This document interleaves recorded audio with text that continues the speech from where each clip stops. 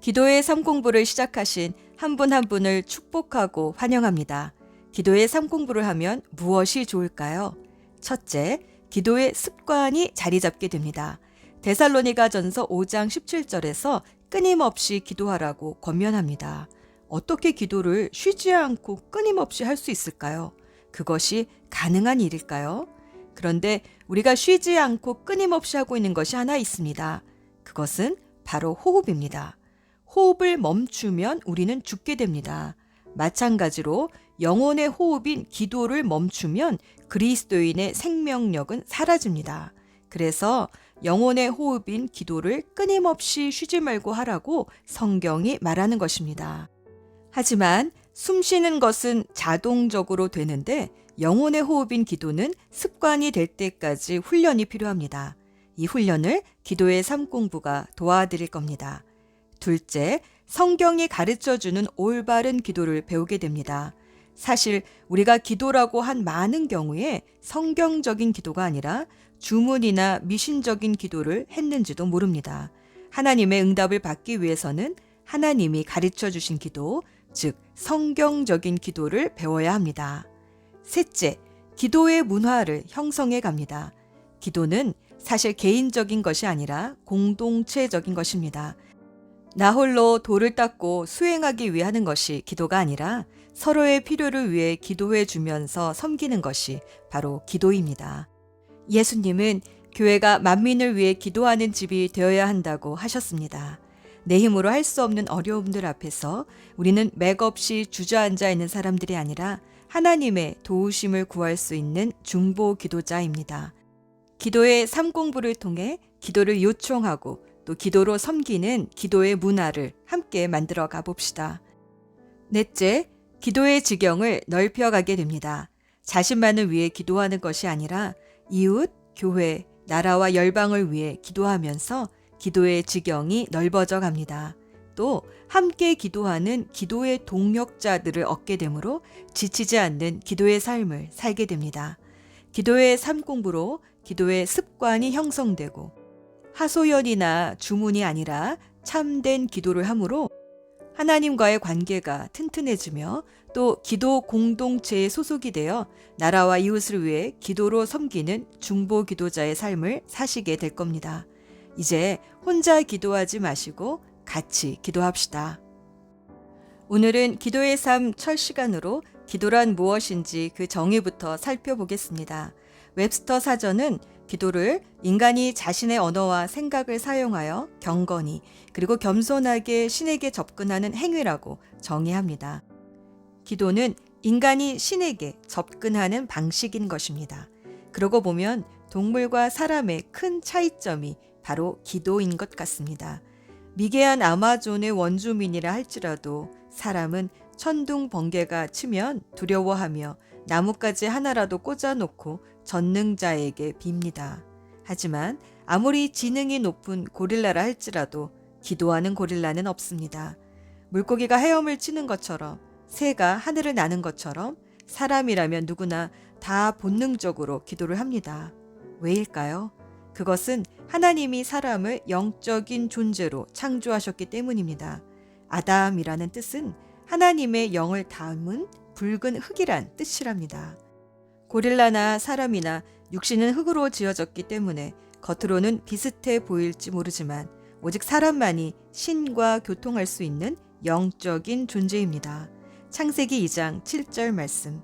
주 하나님이 땅의 흙으로 사람을 지으시고 그의 코에 생명의 기운을 불어넣으시니 사람이 생명체가 되었다. 그래서 사람만 기도를 합니다. 사람에게는 자신이 경험하지 못한 신의 영역, 즉 영혼을 사모하는 마음이 있기 때문입니다. 전도서 3장 11절. 하나님이 모든 것을 지으시되 때를 따라 아름답게 하셨고 또 사람들에게는 영혼을 사모하는 마음을 주셨느니라. 그러나 하나님이 하시는 일에 시종을 사람으로는 측량할 수 없게 하셨도다. 우리 조상의 어머니들은 새벽마다 우물가에서 맑은 물 한 그릇을 떠놓고 천지 신명에게 빌었습니다. 다른 종교인들은 많은 고행과 수행을 하며 신 앞에 나아가려고 합니다. 불교 신자들은 108배, 3000배 등 수천 번의 절을 하며 기도하고, 무슬람들도 기도 자리를 가지고 다니며 하루에 5번씩 메카를 향해 엎드려 기도합니다. 정성으로 치자면 그리스도인들은 결코 그들의 정성을 따라가지 못할 것 같습니다. 그렇다면 그들의 기도와 우리의 기도와는 도대체 무슨 차이가 있는 걸까요? 예수님의 제자들도 예수님의 기도가 무언가 다르다는 것을 느꼈습니다. 바리새인들의 형식적인 기도와는 다른 예수님의 친밀한 기도 생활을 본 제자들은 어느 날 예수님께 요청했습니다. 우리에게도 기도를 가르쳐 주십시오. 제자들이 예수님께 기도에 대해서 가르쳐 달라 했을 때 주님께서는 이렇게 기도하라며 주기도문을 알려주셨습니다. 주기도문의 첫 마디는 하늘에 계신 우리 아버지로 시작됩니다. 예수님은 기도의 대상이 바로 하늘에 계신 우리 아버지라고 가르쳐 주신 것입니다. 이것이 그들의 기도와 우리의 기도와의 근본적인 차이입니다. 사람은 어떤 한계에 부딪혔을 때 전능자를 찾습니다. 그래서 기도합니다. 하지만 신과의 친밀한 관계가 없는 사람은 신으로부터 무언가 원하는 것을 얻기 위해서는 신을 감동시켜야 한다고 생각합니다. 그래서 많은 고행과 수행을 통해 신 앞에 나아가려 합니다. 하지만 그리스도인들은 무엇을 얻기 위해서가 아니라 하나님이 아버지이시기에 나아갑니다. 기도의 목적이 무엇을 얻어내기 위해서가 아니라 관계인 것입니다. 자녀가 부모를 찾을 때 꼭 무엇을 얻기 위해서만 찾지는 않습니다. 그냥 아빠 엄마이기 때문에 찾습니다. 그처럼 우리도 하나님이 영원한 하늘 아바 아버지이시기에 찾습니다. 그리고 하나님도 우리의 기도를 들으시는 이유는 우리가 하나님의 자녀이기 때문입니다. 마태복음 7장 9에서 11절. 너희 가운데서 아들이 빵을 달라고 하는데 돌을 줄 사람이 어디에 있으며 생선을 달라고 하는데 뱀을 줄 사람이 어디에 있겠느냐. 너희가 악해도 너희 자녀에게 좋은 것을 줄 알거든. 하물며 하늘에 계신 아버지께서 구하는 사람에게 좋은 것을 주시지 않겠느냐. 이 말씀처럼 하나님께서 우리의 기도를 들으시는 것은 우리의 아버지이시기 때문입니다. 그리고 아버지는 우리에게 가장 좋은 것을 주십니다. 어떤 VIP 자매가 예수님을 영접하고 침례를 받고 생명의 삶 공부를 마친 후에 이렇게 간증했습니다. 성령 체험 이후 내가 한 번도 본 적이 없는 하나님을 아버지라고 자연스럽게 부르는 것이 신기합니다. 그렇습니다. 이것은 정말 신기한 일입니다. 이렇게 하나님을 아버지라고 알려주신 분은 바로 성령님이십니다. 예수 그리스도를 주로 영접하면 성령이 우리 안에 내주하게 됩니다. 그리고 성령은 한 번도 본 적이 없는 하나님을 아버지라 부르며 기도할 수 있는 담대한 믿음을 주십니다. 로마서 8장 15절. 여러분은 또다시 두려움에 빠뜨리는 종살이의 영을 받은 것이 아니라 자녀로 삼으시는 영을 받았습니다. 그래서 우리는 그 영으로 하나님을 아빠, 아버지라고 부릅니다. 하나님을 아버지라 부르며 기도할 때 기도의 차원이 달라집니다. 기도는 어떤 종교적 의무나 또 내가 원하는 것을 얻기 위해 엎드리는 비즈니스 톡이 아니라 패밀리 톡이 됩니다. 아버지와 나눌 때는 어떤 대화를 하게 됩니까? 아버지는 쉼입니다. 안식입니다. 일상에 필요한 것을 이야기도 하지만 아버지와 나누는 대화는 시시콜콜한 일상의 이야기들이 더 많습니다. 그냥 시간을 같이 보내는 것입니다. 하나님을 아버지라 부르며 기도할 때 이렇게 기도는 우리 마음의 짐을 내려놓는 안식의 시간이 됩니다. 예수님은 하나님 아버지의 뜻을 알고 또 그 아버지의 뜻을 이루기 위해 기도하셨습니다. 우리는 때로 우리의 뜻을 하나님께 아뢰기 위해 기도하곤 하지만 아버지와의 관계가 깊어질수록 우리도 예수님처럼 아버지의 뜻을 알기 위해 또 그 뜻을 이루기 위해 기도하게 됩니다. 하지만 어떤 사람들에게는 아버지라는 단어가 상처로 얼룩져 있어서 기도할 때마다 하나님 아버지 품에 안기는 것이 어렵습니다. 그래서 기도의 시작은 이 아버지의 사랑을 회복해야 합니다. 사탄은 육신의 부모나 권위자와의 관계를 이간질시키고 서로 상처를 받게 하므로 우리의 영원한 권위자이신 하나님을 아버지라 부르며 나아가는 것을 어렵게 만들곤 합니다. 예를 들어 자녀가 시험 점수 97점을 받아왔을 때 잘했다는 칭찬 대신에 한 문제만 더 맞으면 100점이구나. 다음부터는 실수하지 말고 잘하거라 라고만 말한다면 자녀는 내가 아무리 열심히 해도 부모님을 만족시킬 수 없구나 라는 생각을 하게 되고, 이것은 내가 아무리 열심히 해도 하나님을 만족시킬 수 없다라는 오해를 가지게 만듭니다. 그래서 부모나 권위자와의 관계 속에서 상처를 받은 사람은 하나님 아버지 품에 안기는 것을 매우 어려워할 수 있습니다.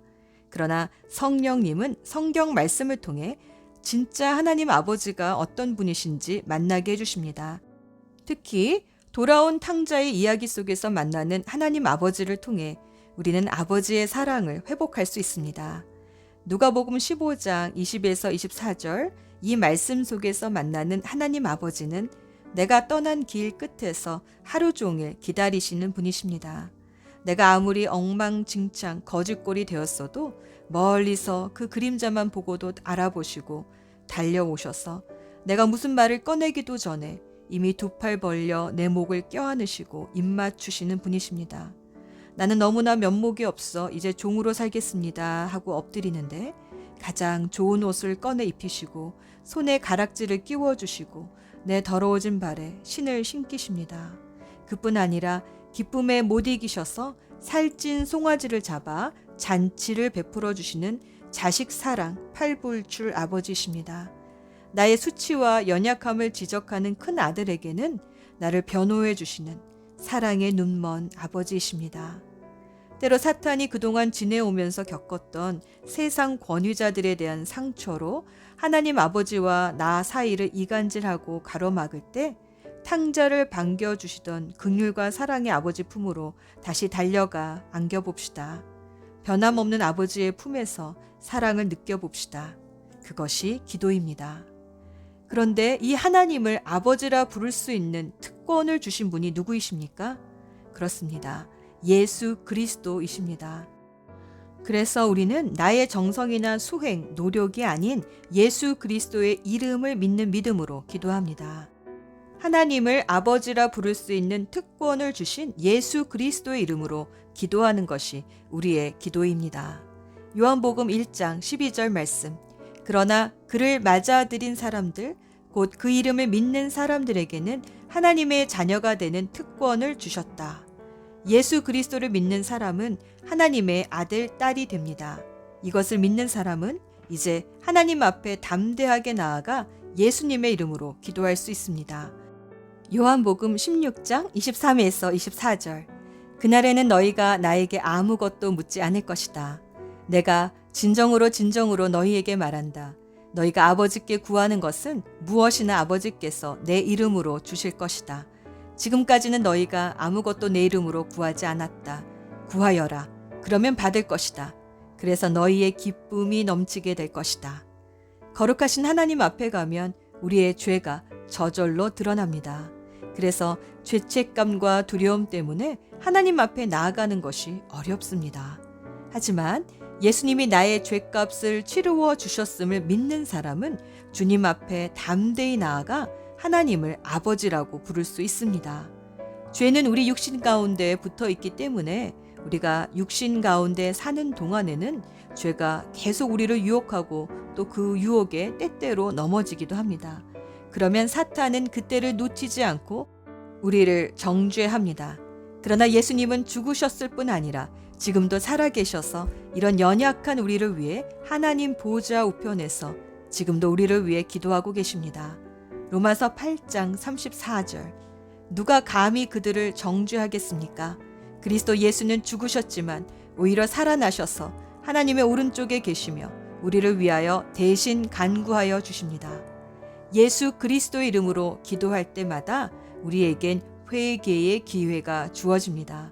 그래서 넘어져도 다시 일어나서 조금씩 예수님을 닮아가는 삶을 살 수 있습니다. 예수님을 닮아가는 것은 하루아침에 되는 일은 아닙니다.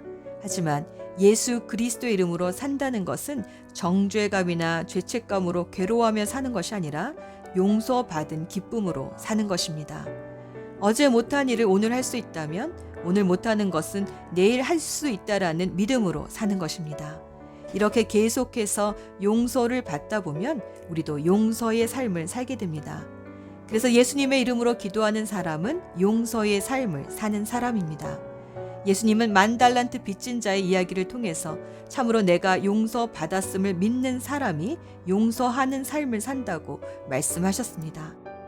마태복음 18장 23에서 35절. 그러므로 하늘나라는 자기 종들과 셈을 가리려고 하는 어떤 왕에 비길 수 있다. 왕이 셈을 가리기 시작하니 10,000달란트 빚진 종 하나가 왕 앞에 끌려왔다. 그런데 그가 빚을 갚을 길이 없으므로 주인은 그 몸과 아내와 자녀들과 그 밖에 그가 가진 모든 것을 팔아서 갚으라고 명령하였다. 그랬더니 그 종이 엎드려서 무릎 꿇어 애원하기를 참아주십시오. 다 갚겠습니다 하였다. 주인은 그 종을 가엾게 여겨 그를 놓아주고 빚을 삭쳐 주었다. 그러나 그 종은 나가서 자기에게 100데나리온 빚진 동료를 하나 만나 붙들어서 멱살을 잡고 내게 빚진 것을 갚아라 하고 말하였다. 그 동료는 엎드려 간청하기를 참아주게 내가 갚겠네 하였다. 그러나 그는 들어주려 하지 않고 가서 그 동료를 감옥에 가두고 빚진 돈을 갚을 때까지 갇혀 있게 하였다. 다른 종들이 이 광경을 보고 매우 딱하게 여겨서 가서 주인에게 그 일을 다 일렀다. 그러자 주인은 그 종을 불러다 놓고 말하였다. 이 악한 종아, 내가 간청하기에 내가 내게 그 빚을 다 삭쳐 주었다. 내가 너를 불쌍히 여긴 것처럼 너도 내 동료를 불쌍히 여겼어야 할 것이 아니냐. 주인이 노하여 그를 형리에게 넘겨주고 빚진 것을 다 갚을 때까지 가두어 두게 하였다. 너희가 각각 진심으로 형제나 자매를 용서하여 주지 않으면 내 하늘 아버지께서도 너희에게 그와 같이 하실 것이다. 왕으로부터 10,000달란트의 빚을 면제받은 사람이 자신에게 100데나리온을 빚진 사람을 용서하지 못했습니다. 한 달란트는 노동자의 16년 임금이라고 합니다.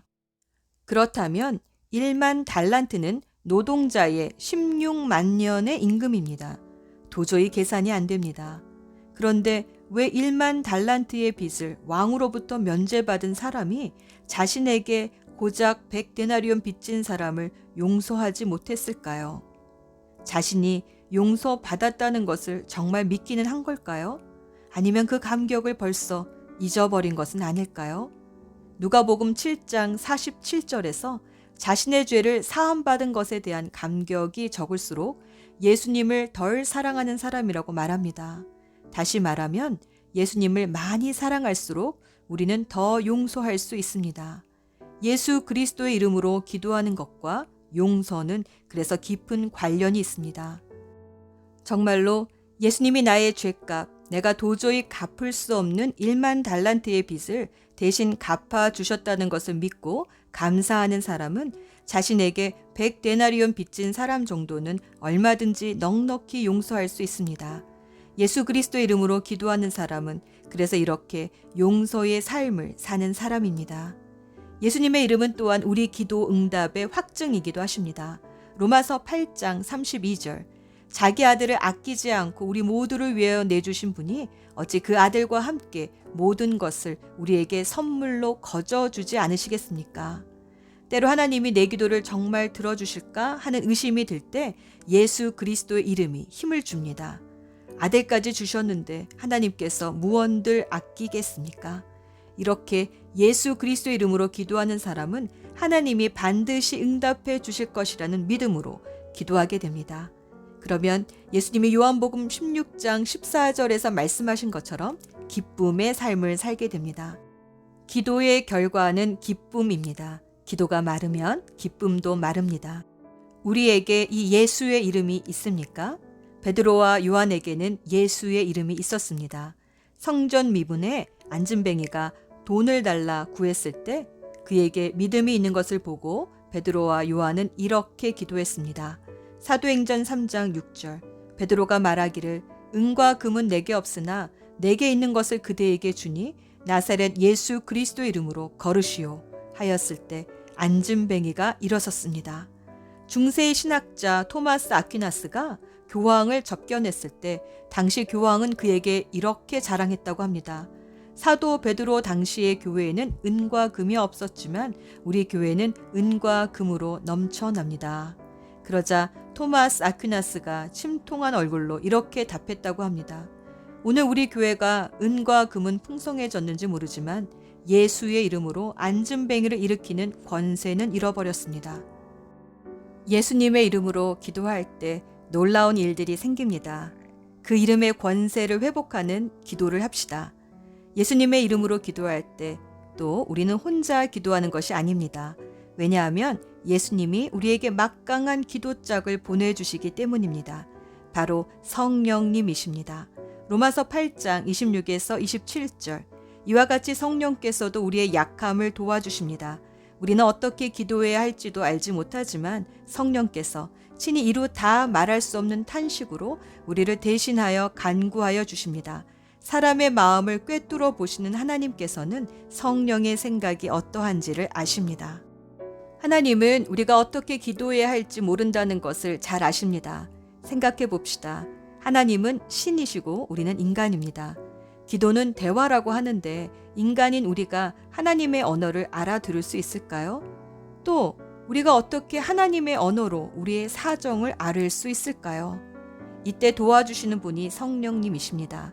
성령은 우리가 미처 말로 다 표현할 수 없는 마음을 탄식과 눈물로 전해주십니다. 또 말할 수 없는 평강으로 기도의 응답을 확증해 주시기도 합니다. 성령님은 이를테면 하나님의 마음을 우리에게 전달하고 우리의 마음을 하나님께 아뢰는 통역사 같은 분이십니다. 그래서 성령 안에서 기도하다 보면 기도의 내용이 달라지게 됩니다. 우리의 뜻이 하나님의 뜻으로 조율이 됩니다. 한탄으로 시작했는데 감사로 끝이 납니다. 불안한 마음으로 기도를 시작했는데 소망으로 마무리가 됩니다. 의심으로 시작했는데 믿음이 생깁니다. 그래서 사도 바울은 성령 안에서 기도하라고 우리에게 권면합니다.